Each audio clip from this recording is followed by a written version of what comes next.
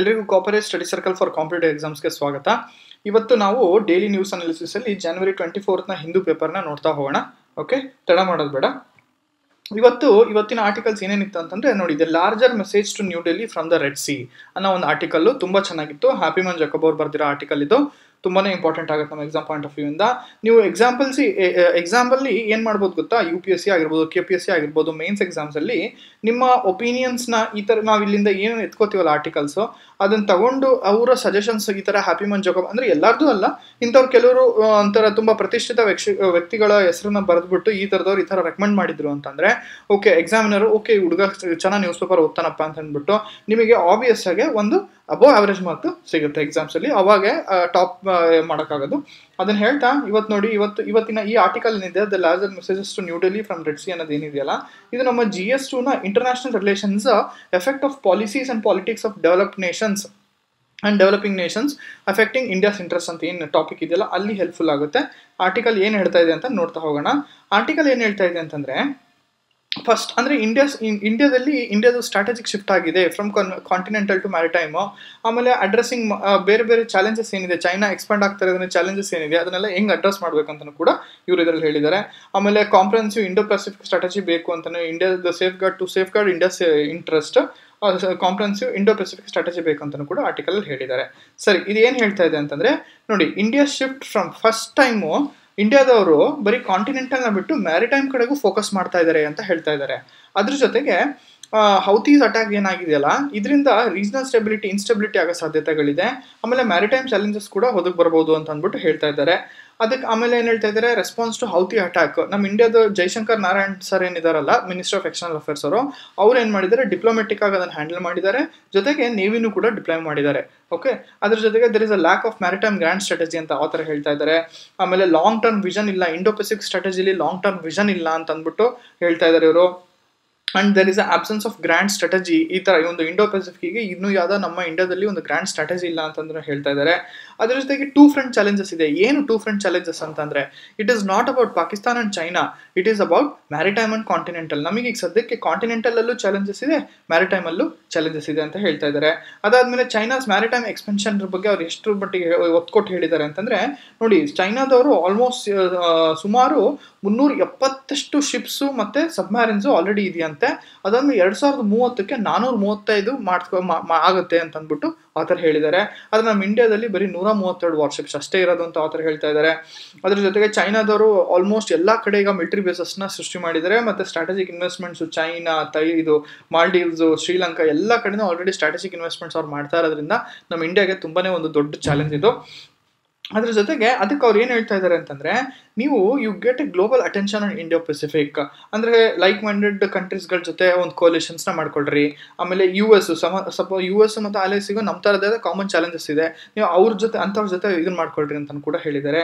ಅದಾದ್ಮೇಲೆ ಕೋಹರೆಂಟ್ ಒಂದು India Pacific strategy ಬೇಕು. ಯಾವ ಥರ ಅಂದ್ರೆ, ಈಗ ಕ್ವಾಡ್ ಮತ್ತು ಮಲ್ಬಾರ್ ಏನಿದೆಯಲ್ಲ ಅದಂತೂ ರೈಟ್ ಡೈರೆಕ್ಷನ್ ಇದೆ. ಅದೇ ಥರ ಒಂದು ಇಂಡೋ ಪೆಸಿಫಿಕ್ಗೆ ಒಂದು ಕಾಂಪ್ರಹೆನ್ಸಿವ್ ಒಂದು ಸ್ಟ್ರಾಟಜಿ ಎತ್ಕೊಂಡ್ ಬನ್ನಿ ಅಂತ ಹೇಳಿದ್ದಾರೆ. ಅದಾದ್ಮೇಲೆ ಪಾರ್ಟ್ನರ್ಶಿಪ್ಗಳಲ್ಲಿ ಇನ್ವೆಸ್ಟ್ಮೆಂಟ್ಸ್ ಮಾಡಿ ಅಂತ ಕೂಡ ಹೇಳಿದ್ದಾರೆ ಇವರು. ಹೇಳ್ತಾ ಅವ್ರು ಏನ್ ಕನ್ಕ್ಲೂಡ್ ಮಾಡಿದ್ದಾರೆ ಅಂದ್ರೆ, proactive Indo Pacific strategy ಬೇಕು, ಅದು ಡಿಸಿಸಿವ್ ಅಪ್ರೋಚ್ ದಾರಿಲಿ ಹೋಗ್ಬೇಕು ಅಂತ ಅಂದ್ಬಿಟ್ಟು ಆ ಥರ ಹೇಳ್ತಾ ಇದ್ದಾರೆ ಈ ಆರ್ಟಿಕಲ್ ಅಲ್ಲಿ. ಈ ಆರ್ಟಿಕಲ್ ನ ಕ್ರಕ್ಸ್ ಇಷ್ಟೇ. ಇದು ತುಂಬಾ ಇಂಪಾರ್ಟೆಂಟ್. ನೀವು ಇದೇ ಪಾಯಿಂಟ್ಸ್ ನ ಬರೆದಿಟ್ಕೊಂಡ್ರು ಕೂಡ ಎಕ್ಸಾಮ್ ಪಾಯಿಂಟ್ ಆಫ್ ವ್ಯೂ ಇದನ್ನೇ ಹಾಕೋದು ಕೂಡ ನಿಮಗೆ ಮಾರ್ಕ್ಸ್ ಬರ್ತಾ ಹೋಗುತ್ತೆ. ಓಕೆ, ನೆಕ್ಸ್ಟ್ ಆರ್ಟಿಕಲ್ ಬಂದ್ಬಿಟ್ಟು ನಮ್ಮ GS3 ನ Indian economy issues relating to growth ಅಥವಾ GS2 ನ ಗವರ್ನೆನ್ಸ್ ಅಥವಾ ಗವರ್ಮೆಂಟ್ ಪಾಲಿಟಿಕ್ಸ್ ಅಂತ ಏನಿದೆಯಲ್ಲ ಆ ಒಂದು ಇದರಿಂದ ತುಂಬಾ ಹೆಲ್ಪ್ಫುಲ್ ಆಗುತ್ತೆ. The need to overhaul semiconductor scheme ಅನ್ನೋ ಒಂದು ಇದರಲ್ಲಿ ಇಂಪಾರ್ಟೆಂಟ್ ಆಗುತ್ತೆ ಆರ್ಟಿಕಲ್. ಓಕೆನಾ, ಇದೇನು ಹೇಳುತ್ತೆ ಅಂತಂದ್ರೆ, ನಮ್ಮಲ್ಲಿ ಒಂದು semiconductor design linked incentive scheme ಅಂತ ಒಂದು ಸ್ಕೀಮ್ ಇದೆ. ಅದರ ಒಂದು ಹೆಂಗ್ ನಡೆದಿದೆ ಈ ಸ್ಕೀಮ್ ಅಂತ ಒಂದು ಮಿಡ್ ಟರ್ಮ್ ಅಪ್ರೈಸಲ್ ಮಾಡ್ತಾ ಇದ್ದಾರೆ ಈ ಆರ್ಟಿಕಲ್ ಅಲ್ಲಿ. ಸರಿ, ಅವ್ರು ಏನ್ ಹೇಳ್ತಾ ಇದ್ರು, ಆತರ ಏನ್ ಹೇಳ್ತಾ ಇದಾರೆ ಅಂದ್ರೆ, ಈಗ ಸದ್ಯಕ್ಕೆ ಕರೆಂಟ್ ಸ್ಟೇಟ್ ಏನಿದೆಪ್ಪ ಅಂತಂದ್ರೆ ಬರೀ 7 ಸ್ಟಾರ್ಟ್ಅಪ್ಸ್ಗೆ ಅಪ್ರೂವಲ್ ಸಿಕ್ಕಿದೆ. ಇನ್ನು ಕೆಲವೆಲ್ಲ ಒದ್ದಾಡ್ತಾ ಇದಾವೆ ಅಪ್ರೂವಲ್ ತಗೊಳಕ್ಕೆ. ಇನ್ನು 7 ತಗೊಂಡಿರೋದು ಸ್ಟಾರ್ಟ್ಅಪ್ ಅಪ್ರೂವಲ್ ಅಂತ ಹೇಳ್ತಾ ಇದ್ದಾರೆ. ಅದ್ರ ಜೊತೆಗೆ ಸೆಮಿಕಾನ್ ಇಂಡಿಯಾ ಪ್ರೋಗ್ರಾಮ್ ಅನ್ನೋ ಒಂದು ಏನು ಪ್ರೋಗ್ರಾಮ್ ಇದೆಯಲ್ಲ, ಅದ್ರದ್ದು ಮಿಕ್ಸ್ಡ್ ರಿಸಲ್ಟ್ ಇದೆ. ತುಂಬಾ ಸಕ್ಸಸ್ ಸ್ಟೋರಿನೂ ಇಲ್ಲ ಅದ್ರದ್ದು, ಅಥವಾ ತುಂಬಾ ಒಂದು ಇದು ಕಮ್ಮಿನೂ ಇಲ್ಲ, ಅದು ಆ ಥರದೊಂದು ರಿಸಲ್ಟ್ ಇದೆ ಅಂತ ಹೇಳ್ತಾ ಇದ್ದಾರೆ. ಆಮೇಲೆ ಈ ಡಿಸೈನ್ ಲಿಂಕ್ಡ್ ಸ್ಕೀಮ್ ಏನಿದೆಯಲ್ಲ semiconductor design linked incentive scheme ಏನಿದೆಯಲ್ಲ, ಇದ್ರ ಆಬ್ಜೆಕ್ಟಿವ್ಸ್ ಬಗ್ಗೆ ಅವರು ಸ್ವಲ್ಪ ಹೇಳಿದ್ದಾರೆ. ಏನಂದ್ರೆ it reduces dependence upon imports especially from China. ಅದ್ರ ಜೊತೆಗೆ ಒಂದು ಸಪ್ಲೈ ಚೈನ್ ರೆಸಿಲಿಯನ್ಸ್ ನ ಬಿಲ್ಡ್ ಮಾಡಬೇಕು. ಗ್ಲೋಬಲ್ ಅಲ್ಲಿ ಒಂದು ಇವ್ರದೇ ಆದ ಒಂದು ವ್ಯಾಲ್ಯೂ ಚೈನ್ ಕ್ರಿಯೇಟ್ ಮಾಡ್ಕೋಬೇಕು. ಯಾವುದೇ ತರ ತೊಂದರೆಗಳು ಬಂದರೂ ಸಪ್ಲೈ ಚೈನ್ ಕಟ್ ಆಗಬಾರ್ದು, ಈ ತರದ್ದು ಮಾಡಬೇಕು ಅಂತ ಹೊರಟಿದ್ದಾರೆ.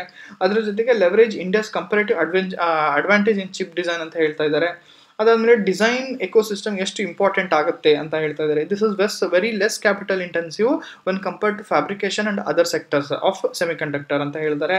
ಅಂದ್ರೆ ತುಂಬಾ ಇದಕ್ಕೆ ಕಮ್ಮಿ ವೆಚ್ಚದಲ್ಲೇ ಇದಾಗೋಗುತ್ತೆ ಅಂತ ಹೇಳ್ತಾರೆ. ಅದಾದ್ಮೇಲೆ ಸ್ಟ್ರಾಂಗ್ ಫಾರ್ವರ್ಡ್ ಲಿಂಗ್ವೇಜ್ ಕ್ರಿಯೇಟ್ ಆಗುತ್ತೆ ಈ ತರದೊಂದು ಮಾಡಿದ್ರೆ. ಒಂದು ಅಂದ್ರೆ ನೀವು ಗೊತ್ತಿರಬೇಕು, ಬ್ಯಾಕ್ ಸ್ಟ್ರೀಮ್ ಅಪ್ ಸ್ಟ್ರೀಮ್ ಅಂತ ಇಂಡಸ್ಟ್ರೀಸ್ ಅಂತ ಇರ್ತದೆ. ಬ್ಯಾಕ್ ಸ್ಟ್ರೀಮ್ ಅಂದ್ರೆ ಒಂದು ವಸ್ತು ತಯಾರಾಗಕ್ಕೆ ಹಿಂದೆ ಏನೇನೆಲ್ಲ ಬೇಕು ಇರುತ್ತಲ್ಲ, that is all back stream. ಅದಾದ್ಮೇಲೆ ಅದನ್ನ ಮುಂದೆ ಇದನ್ನ ಮಾಡೋಕ್ಕೋಸ್ಕರ that is all up stream ಅಂತ, ಅಥವಾ ಫಾರ್ವರ್ಡ್ ಲಿಂಕೇಜಸ್ ಅಂತಾನು ಕೂಡ ಅಂತಾರೆ. ಇದು ಒಂದು ಮಜಬೂತ್ ಆಗುತ್ತೆ ನಮ್ಮ ಇದರಲ್ಲಿ ಇಂಡಿಯಾದಲ್ಲಿ ಕ್ರಿಯೇಟ್ ಮಾಡ್ರಿ ಅಂತ ಹೇಳ್ತಾ ಇದ್ದಾರೆ. ಆಮೇಲೆ ಇದರಲ್ಲಿ ಇಶ್ಯೂಸ್ ಏನೇನಿದೆ, ಈ DLI ಸ್ಕೀಮ್ ನಲ್ಲಿ ಇಶ್ಯೂಸ್ ಏನೇನಿದೆ ಅಂದ್ರೆ ಫಾರಿನ್ ಇನ್ವೆಸ್ಟ್ಮೆಂಟ್ ರೆಸ್ಟ್ರಿಕ್ಷನ್ಸ್ ಇರೋದ್ರಿಂದ ತುಂಬಾ ಜನ ಇದಕ್ಕೆ ಇನ್ವೆಸ್ಟ್ ಮಾಡೋದಿಲ್ಲ ಯಾರು. ಆಮೇಲೆ ಕ್ಯಾಪಿಟಲ್ ರಿಕ್ವೈರ್ಮೆಂಟ್ ಮತ್ತೆ ಫಂಡಿಂಗ್ ಲ್ಯಾಂಡ್ಸ್ಕೇಪ್ ತುಂಬಾನೇ ಕಮ್ಮಿ ಇದೆ. ಸೊ ಆಮೇಲೆ ಸಕ್ಸಸ್ ಸ್ಟೋರೀಸ್ ಕಮ್ಮಿ ಇರೋದ್ರಿಂದ ಕ್ಯಾಪಿಟಲ್ ಯಾರು ಜಾಸ್ತಿ ಇದಕ್ಕೆ ಇನ್ವೆಸ್ಟ್ ಮಾಡೋದಿಲ್ಲ. ಅದಾದ್ಮೇಲೆ ಇದರಲ್ಲಿ ಸಿಗೋ ಇನ್ಸೆಂಟಿವ್ಸ್ ತುಂಬಾನೇ ಒಂಥರ ಬಾಯಿಗೆ ಇದು ಬೆಣ್ಣೆ ಸವರ್ದಂಗಿದೆ ಅಂತ ಹೇಳ್ತಾ ಇದಾರೆ ಆಥರ್. ಅದಂದ್ರೆ ಓನರ್ಶಿಪ್ ರೆಸ್ಟ್ರಿಕ್ಷನ್ಸ್ ಏನಂದ್ರೆ ಇಲ್ಲಿ ಯಾರು ಓನರ್ ಅಂತ ಗೊತ್ತಿಲ್ಲದಲ್ಲೇ ಇರೋದ್ರಿಂದ ಕೆಲವರು ಇನ್ವೆಸ್ಟ್ ಮಾಡೋರು ಏನ್ ಮಾಡ್ತಾರೆ, ಲಾಂಗ್ ಫಂಡಿಂಗು ಅಥವಾ ಈಕ್ವಿಟಿ ಫಿನಾನ್ಸಿಂಗ್ ನ ಕೊಡೋಕೆ ಹಿಂದೆ ಮುಂದೆ ನೋಡ್ತಾರೆ ಓನರ್ಶಿಪ್ ರೆಸ್ಟ್ರಿಕ್ಷನ್ಸ್ ಇರೋದ್ರಿಂದ. ಓಕೆ, ಅದಕ್ಕೆ ಅವ್ರು ಏನ್ ರೆಕಮೆಂಡ್ ಮಾಡ್ತಾರೆ ಅಂತಂದ್ರೆ, ಮೊದಲು ಓನರ್ಶಿಪ್ ಮತ್ತೆ ಡೆವಲಪ್ಮೆಂಟ್ ಇರೋ ಒಂದು ಇದನ್ನ ಸಂಬಂಧನ ತೆಗೆದಾಕ್ರಿ, ಅವಾಗ ಚೆನ್ನಾಗಿ ಫಂಡಿಂಗ್ ಬರುತ್ತೆ ಅಂತ ಕೂಡ ಹೇಳ್ತಾ ಇದ್ರೆ. ಆಮೇಲೆ ಆಬ್ಜೆಕ್ಟಿವ್ ನ ಇನ್ನೂ ಸ್ವಲ್ಪ ಬ್ರಾಡ್ ಮಾಡ್ರಿ, ಬರೀ ಇಂಪೋರ್ಟ್ ನ ಕಮ್ಮಿ ಮಾಡೋದು ಇದನ್ನಷ್ಟೇ ಇಟ್ಕೋಬೇಡ್ರಿ, ಬೇರೆ ಬೇರೆ ತರ ಏನೋ ಮಾಡ್ರಿ ಅಂತಾನು ಕೂಡ ಹೇಳ್ತಾರೆ. ಅದಾದ್ಮೇಲೆ ಫಿನಾನ್ಷಿಯಲ್ ಔಟ್ಲೇ ಇನ್ಕ್ರೀಸ್ ಮಾಡ್ರಿ ಅಂತಾನು ಕೂಡ ಹೇಳ್ತಾರೆ. ಅದಾದ್ಮೇಲೆ ನೋಡಲ್ ಏಜೆನ್ಸಿಗೆ ಅವ್ರು ಏನ್ ಹೇಳ್ತಾರೆ ಅಂದ್ರೆ, ಈ centre for development of advance computing ಏನಿದೆಯಲ್ಲ, ಇದ್ರದ್ದು ಒಂದು ಕಾನ್ಫ್ಲಿಕ್ಟ್ ಆಫ್ ಇಂಟ್ರೆಸ್ಟ್ ಏನಿದೆ, ಇದನ್ನ ನೋಡಲ್ ಏಜೆನ್ಸಿ ಮಾಡ್ಬಿಟ್ಟು ಅದು ಕಾನ್ಫ್ಲಿಕ್ಟ್ ಆಫ್ ಇಂಟ್ರೆಸ್ಟ್ ಏನಿದೆಯಲ್ಲ ಅದನ್ನ ತೆಗೀರಿ ಅಂತ ಹೇಳ್ತಾ ಇದ್ದಾರೆ. ಆಮೇಲೆ ಸೆಮಿಕಂಡಕ್ಟರ್ ಆಕ್ಸೆಲೇಟರ್ ಲ್ಯಾಬ್ ನ ಇದನ್ನ as a model suitable implementing agency under India semiconductor mission ಮಾಡಿ, ಅಂದ್ರೆ ಇದನ್ನ SFAL semiconductor fabless accelerator lab ನ ಒಂದು ಮಾಡೆಲ್ ಆಗಿ ಇದನ್ನ ಮಾಡ್ರಿ, ಅವಾಗ ಸ್ವಲ್ಪ ಇದಾಗುತ್ತೆ ಅಂತ ಅಂದ್ಬಿಟ್ಟು ಆರ್ಟಿಕಲ್ ಅಲ್ಲಿ ಆ ಥರ ಹೇಳಿದ್ದಾರೆ. ಇದು ಇಷ್ಟು ಈ ಆರ್ಟಿಕಲ್ ಬಗ್ಗೆ. ತುಂಬಾ ಇಂಪಾರ್ಟೆಂಟ್ ಇದೆ ಅದು ಎಕ್ಸಾಮ್ ಯಾಕಂದ್ರೆ UPSCಗೆ ಸೆಮಿಕಂಡಕ್ಟರ್ಸ್ ಅಂತ ಏನು ಟಾಪಿಕ್ ಇದೆಯಲ್ಲ ಅದು ತುಂಬಾನೇ ಇಂಪಾರ್ಟೆಂಟ್ ಟಾಪಿಕ್ ಅದು UPSCಗೆ. ಹಾಗಾಗಿ ನಿಮಗೆ ಅದು ಡೈರೆಕ್ಟ್ ಆಗಿ ಕ್ವಶನ್ ಬಂದರೂ ಬರ್ಬೋದು ಅದರಿಂದ. ಇನ್ನು ನೆಕ್ಸ್ಟ್ ನಮ್ಮ GS2 ನ ಸೋಷಿಯಲ್ ಜಸ್ಟಿಸ್ ಎಜುಕೇಶನ್ ಏನಿದೆ ನೋಡಿ, ಎಜುಕೇಶನ್ ಬಗ್ಗೆ ನೀವು ಅಬ್ಸರ್ವ್ ಮಾಡ್ತಾ ಇರ್ಬೋದು, ನಾವು ಡೈಲಿ ಒಂದೊಂದು ಆರ್ಟಿಕಲ್ನ ಡಿಸ್ಕಸ್ ಮಾಡ್ತಾನೆ ಇದೀವಿ ಎಜುಕೇಶನ್ ಬಗ್ಗೆ. So education is a very important topic when comes to UPSC, KPSC competitive ಎಕ್ಸಾಮ್ಸ್ಗೆ ತುಂಬಾನೇ ಇಂಪಾರ್ಟೆಂಟ್ ಟಾಪಿಕ್ ಇದು ಎಜುಕೇಶನ್. ಓಕೆ, ಇದ್ರ ಬಗ್ಗೆ ಆರ್ಟಿಕಲ್ಸ್ ಡೈಲಿ ಇದ್ದೇ ಇರುತ್ತೆ, ನೋಡ್ತಾ ಹೋಗಿ. ಇದು ಏನರ ಬಗ್ಗೆ ಹೇಳುತ್ತೆ ಆರ್ಟಿಕಲ್ ಅಂತಂದ್ರೆ, ಇತ್ತೀಚೆಗೆ ಹಸಿರು ರಿಪೋರ್ಟ್ ಬಂತು. ಓಕೆನಾ, ನಾನು ನಿಮ್ಗೆ ಅದ್ರದ್ದು ಹೇಳಿದೆ, ಅದರಲ್ಲಿ ಅದ್ರದ್ದು ಟೈಟಲ್ ಕೂಡ ಏನಿದೆ, ನಾನು ಹಸಿರು ರಿಪೋರ್ಟಿನ ಟೈಟಲ್ ಏನು, ಈ ವರ್ಷದ ರಿಪೋರ್ಟಿನ ಟೈಟಲ್ ಏನು ಅಂತ ಹೇಳಿದ್ದೆ, ಅದು ನೀವೆಲ್ಲ ಕಮೆಂಟ್ ಬಾಕ್ಸಲ್ಲಿ ಕಮೆಂಟ್ ಸೆಕ್ಷನ್ ಮಾಡಿ ಅದರ ಟೈಟಲ್ ಏನು ಅಂತ ನಾನು ವೇಟ್ ಮಾಡ್ತಾ ಇರ್ತೀನಿ ಕಮೆಂಟಲ್ಲಿ. ಓಕೆ, ನೆಕ್ಸ್ಟ್ ಇದು ಏನು ಹೇಳ್ತಾ ಇದೆ ಅಂದರೆ, there is gender equality in education, the need to focus on early childhood education ಅನ್ನೋದ್ರ ಬಗ್ಗೆ ಇದು ಇಂಪಾರ್ಟೆನ್ಸ್ ಕೊಟ್ಟು ಹೇಳ್ತಾ ಇದೆ. ಏನು ಹೇಳುತ್ತಿದ್ದು ಆರ್ಟಿಕಲ್ ಅಂತಂದ್ರೆ ನೋಡಿ, ಜೆಂಡರ್ ಡಿಸ್ಪ್ಯಾರಿಟೀಸ್ ಇದೆಯಂತ ಇಂಡಿಯನ್ ಎಜುಕೇಶನ್ ಅಲ್ಲಿ, ಇದ್ರ ಬಗ್ಗೆ ಅದು ಕಂಪ್ಲೀಟ್ ಆಗಿ ಹೇಳ್ತಾ ಹೋಗಿದ್ದಾರೆ. ಜೆಂಡರ್ ಡಿಸ್ಪ್ಯಾರಿಟೀಸ್ ಏನೇನಿದೆ ಅಂತಂದ್ರೆ, ಫಸ್ಟ್ ಆಫ್ ಆಲ್ ಹಸಿರ್ ಜೆಂಡರ್ ಗ್ಯಾಪ್, ಇದು ಹಸಿರ್ ಒಳಗಡೆ ಏನ್ ಮಾಡಿದ್ದಾರೆ, ಸ್ಟೆಮ್ ಸಬ್ಜೆಕ್ಟ್ಸ್ ಅಂತ ಏನ್ ಹೇಳ್ತಾರೆ, ಸೈನ್ಸ್, ಟೆಕ್ನಾಲಜಿ, ಮ್ಯಾಥಮೆಟಿಕ್ಸ್ ಇಂಥವೆಲ್ಲ ಏನಿರ್ತಾವಲ್ಲ, ಅಲ್ಲಿ there is a gender gap in enrolment ಅಂತ ಹೇಳ್ತಾ ಇದ್ದಾರೆ. ಅಂದ್ರೆ ಹುಡುಗರು ಜಾಸ್ತಿ ಸೇರ್ಕೋತಾ ಇದ್ದಾರೆ, ಅದ್ರ ಹುಡುಗಿರು ಜಾಸ್ತಿ ಕಮ್ಮಿ ಸೇರ್ಕೋತಾ ಇದ್ದಾರೆ, ಎನ್ರೋಲ್ಮೆಂಟ್ ಆಗ್ತಾ ಇಲ್ಲ ಅಂತ ಅಂದ್ಬಿಟ್ಟು ಹೇಳಿದೆ ಈ ರಿಪೋರ್ಟ್.